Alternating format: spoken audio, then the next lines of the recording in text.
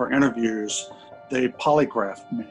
They asked me if I'd ever had sex with anyone of the same gender. Well, at that time, I hadn't. And so I replied no.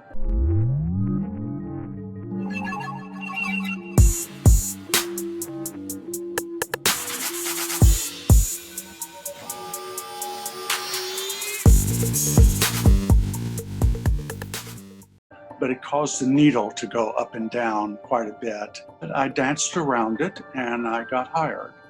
And the subject didn't come up again until 6 years later when they essentially arrested me.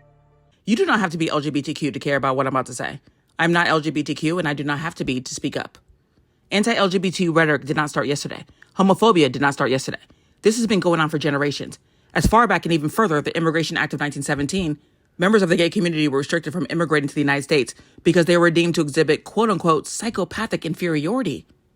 In 1950, the United States Congress put forth a report entitled Employment of Homosexuals and Other Perverts in Congress, and that's in quotes.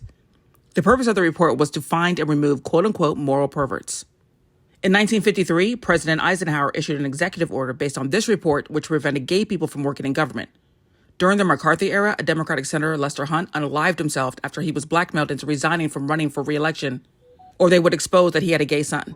Even Bill Clinton, with Congress, passed Don't Ask, Don't Tell. But what is transpiring today is not an anomaly. It is a continuation of the sentiments and agenda that has plagued this country. Republican legislators have filed or passed 491 bills attempting to either ban discussions of the entire community, ban access to healthcare for transgender youth, ban pride events, ban drag queen performances, ban books about them, everything. Some Republicans have even gone as far as saying we need to eradicate transgenderism, as if it's a philosophy or ideology. Republicans' deranged and demonic ire has even turned into trying to bankrupt businesses like Bud Light and Target for showing the most nominal and benign support for the community. The part that enrages me the most is the apathy from the general public, the disconnect between what we perceive and what is actually transpiring.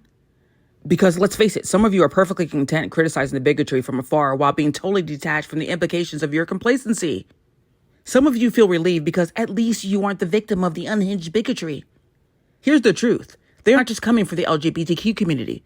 And even if they were, that is enough for you to stand up. They are coming for every marginalized group. LGBTQ are just low-hanging fruit. So if you're relaxing, watching, commenting, and then continuing, you are equally complicit. No matter how you feel about their community, no matter what your religion tells you, no matter what your surroundings or political party tells you, the dehumanization of them is grotesque. If you consider yourself a humanist, then you cannot be quiet. Because when it is your turn, I hope there are people left to fight for you.